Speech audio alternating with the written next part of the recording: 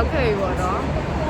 immigration officer ရောက်တာနဲ့တန်းអော်တယ်မြန်မာ passport မြင်တာနဲ့ပြီးတော့အဆင်ပြေသွားပြီရှုံးမန်းကြီးပြရတယ်ဖောင်ဖြည့်ရတယ် return ticket ပြရတယ်ဒါပဲစိတ်ကိုရောက်ပါပြီ bus car sound စီးမယ်ပေါ့နော်ကိုကတော့ budget ကြီးစင် bus car sound နဲ့ style ကိုကြည့်တာ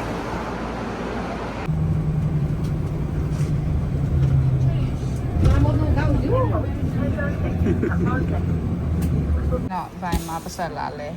တရက်ပဲဆို300လောက်ပဲလဲတာ300ကျော် breakfast ဒီမှာမွေးလို့မြောက်မှာဟာလေဟာ ဟာကြီးလဲအဲ့အများကြီးပဲရောအဲ့တော့ Vietnamese ပါမကောင်းပါဈေးတော့ကြီးရနော်အဲ့ဘယ်လောက်လဲ33တော့80လား30ကျော်တယ်နန်းလေးတွေချစ်စရာလေးရမ်းနေတက်သွားရအောင်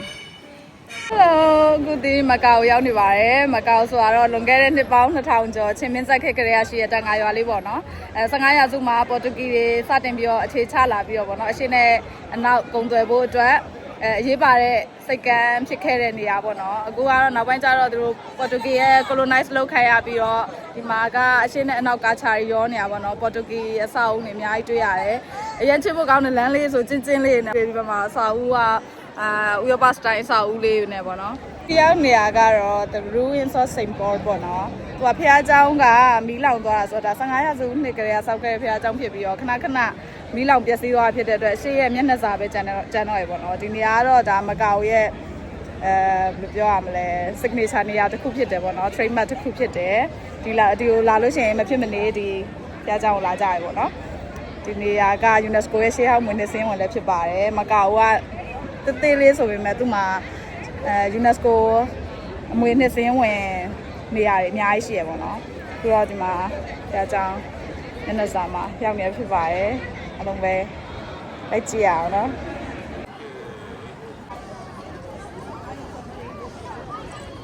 ဒီမျက်နှာစာတွေကနေပြီးတော့နောက်ကိုဝင်လာကြည့်ရပါတော့ဒီဘက်မှာတော့သူတို့ပြက်စီးပြထားတာရှိတယ်ချက်သွားကြည့်ကြည့်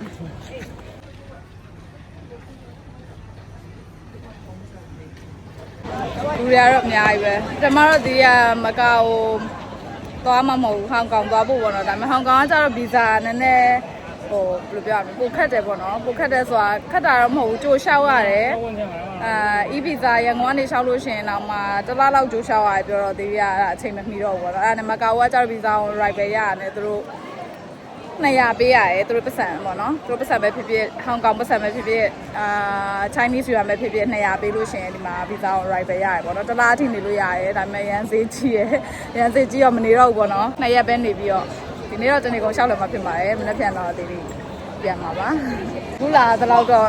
တော်လေးသဘောကျရယ်ပေါ့နော်မကောက်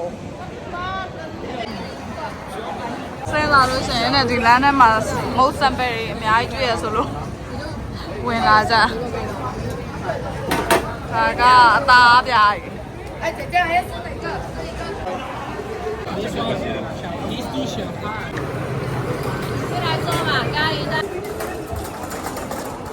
နဂဖျားเจ้าပြက်ကနေဆင်းလာလို့ရှင်เจ้าဒီအောက်မှာ square တစ်ခုရှိရပါတော့ဒီနေရာမှာကျတော့မကာဝအလန်နဲ့ China အလန်လေးရှိရပါတော့မကာဝတရုတ်ပြည်ရဲ့ကိုပိုင်အုပ်ချုပ်ခွင့်ရဒေသဆိုပေမဲ့သူ့ရဲ့ policy နဲ့သူပေါ့နော်ပြီးတော့သူ့ရဲ့အလံလေးရှိရဲသူပဲကိုပိုင် currency လည်းရှိရဲသူအစိုးရနဲ့သူပေါ့နော်ဒီမှာကျုပ်ပြီးမှသုံးတဲ့ Alipay တို့ WeChat Pay တို့သုံးလို့မရဘူးသူ့ရဲ့ဘယ်လိုပြောရမလဲသူ currency သူသုံးရတယ်သူရဲ့ immigration သူဖြတ်ရတယ်ပေါ့နော်ဒီမှာဆိုတီးတို့ဆို visa on arrival တက်ထက်ရှောက်ရတယ်ပေါ့နော် Okay let's go another place放伢的，人家的。这演技呢？妈比较的矮呢，比较。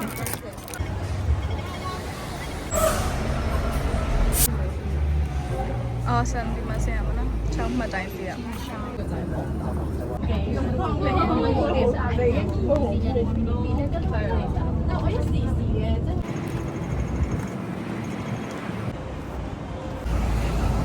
ဘတ်နဲ့လာခဲ့တဲ့နေရာကတော့ Fisherman Wharf လို့ခေါ်ရပါတော့သူကတော့ စိတ်ကမ်းဖြစ်ပါတယ်ဒီဘက်မှာစိတ်ကမ်းပေါ့နော်ဒါပေမဲ့ဒီဘက်မှာကျတော့သူကGreece တို့ဘယ်လိုပြောရမလဲရောမတို့ရဲ့ပုံစံအဆောက်အဦလေးနဲ့ coffee time လေးရှိရပေါ့နော်ပြီးတော့ casino အကြီးကြီးတွေရှိရနောက်ကအယောင်နဲ့အဆောက်အဦလေးတွေကအရင်ချစ်ဖို့ကောင်းတယ်ဒီမှာတော့စားတော့ဆိုင်ပေါ့နော်ဘက်ကတော့ဟာပါ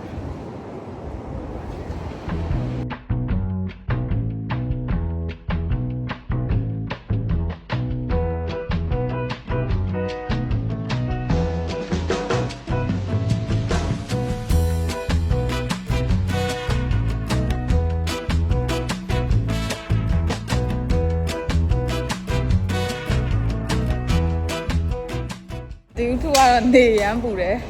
လူတွေလည်းပြားနေပြီပေါ့နော်ဒါပေမဲ့ဒီစင်မှာဆိုတော့နည်းနည်းတော့အရိတ်ထဲရောက်လို့ရှိရင်နည်းနည်းတော့အေးတယ်ပေါ့နော်နေလို့ကောင်းတယ်အခြားနေဘက်တော့ပါအောင်ဆိုရင်တော့ဒီဆက်ပို့မှာဒီဘက်ကဒါကာစီနိုတွေပေါ့နော်ဒီဘက်ကတော့သူကရောမရဲ့ပုံစံ inspire ယူပြီးစောက်ထားနေရတယ်ကိုကတော့လမ်းလေးကောင်မှထိုင်းနေပါညောင်လို့ပြရမယ့်ကားလာပြီအဖိုးကားရဲ့ဂင်ချန်ဒီနဲ့လူနဲ့သွားရတယ်ဂင်ချန်ဒီနဲ့ကြီးဟိုနဲ့သွားတဲ့ခရီးအကြောင်းမတွေ့နေရတော့မကောက်တော့ဖြစ်ပါတယ်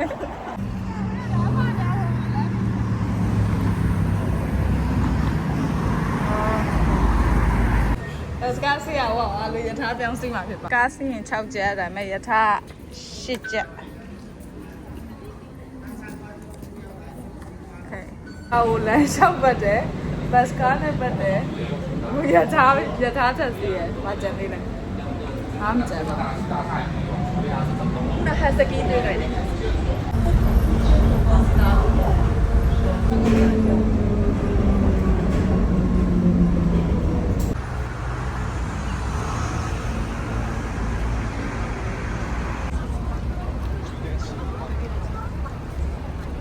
ထဲကိုတော့ရောက်လာပြီပေါ့နော်အခုကတော့မကောက်မှာရှိရဲ့ Venetian ဆိုတဲ့အဆောက်အဦတွေကိုရောက်နေပါတယ်ဒီထဲမှာကျတော့ casino တွေလည်းရှိရယ် shopping လည်းရှိရယ် hotel လည်းရှိရယ်ပြီးတော့သူကအကုန်လုံး inspire ယူပြီးစောက်ထားပေါ့နော်ဒီမှာ Parisian လည်းရှိရယ် London လည်းရှိရယ်အတူပေါ့နော်အတူဆိုမဲ့သူ inspire ယူထားတဲ့သဘောပေါ့ပြီးတော့ဒီမှာဘာလို့ရှိလဲဆိုတော့ Venice မှာ place တယ်လို့မျိုးအဖိုကားရဲ့မှာပိုင်းနေရပါတော့ဒီနေရာလည်းရှိရယ်ဒီလောက်တောင်အတူလောက်ထားလဲဆိုလို့ရှိရင်ဒီအပေါ်ကမြင်နေရတဲ့ကောင်းကင်ကလည်းအတူပဲဒီမှာဒါမီးလုံးနေနားမီးလုံးနေမသိရင်အပြင်မှာတကယ်စီးနေရတယ်လို့ပဲပေါ့နော်တကယ်တော့မဟုတ်ဘူးဒီနေရာကုံအတူပဲလေစီးချင်လို့လည်းရတယ်ပေါ့နော်ကိုကဒါ Venetian နဲ့က3လွာမှာရှိရပါတော့။ Venetian ရောက်လို့ရှိရင်3လွာမှာ3လွာကိုတက်လာပြီးတော့ Gondola Ride ရှိတဲ့စီကိုတက်လာခဲ့လိုက်ပေါ့နော်။အဲဒါဆိုရင်ဒီနေရာရောက်ပါတယ်။အဖိုကားထဲမှာ Ginjanti နဲ့နောက်မင်းသားတယောက်လီမင်ကိုမဟုတ်တဲ့တယောက်ဂျီဟိုနဲ့လေစီးတဲ့နေရာပေါ့နော်။ဒီနေရာပဲဖြစ်ပါတယ်။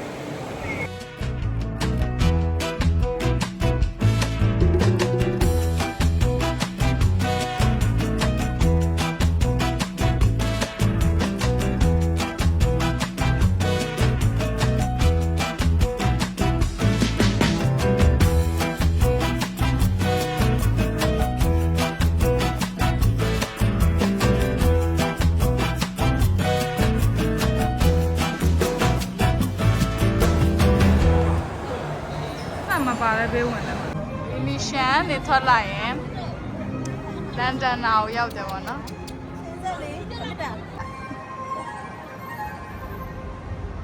နားအကုန်လုံး casino တွေပဲ။ casino တွေ hotel တွေ shopping mall တွေဒီနေရာနည်းနည်းတော့တောက်ရည်တဘူး25က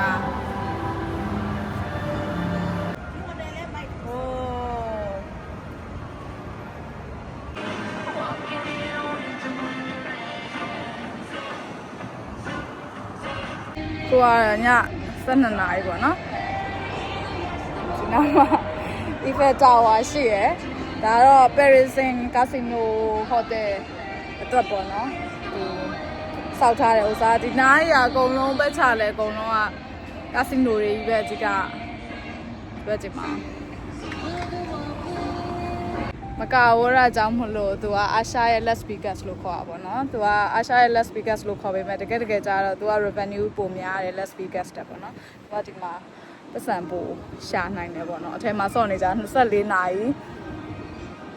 အပြည့်ဖွင့်ထားတာပေါ့နော်အကုန်ရတယ်အထက်မှာမြန်မာကြီးလည်းအများကြီးတွေ့ခဲ့ဝန်ထမ်းတွေမြန်မာကြီးရှိရပါတော့ဒီရဲ့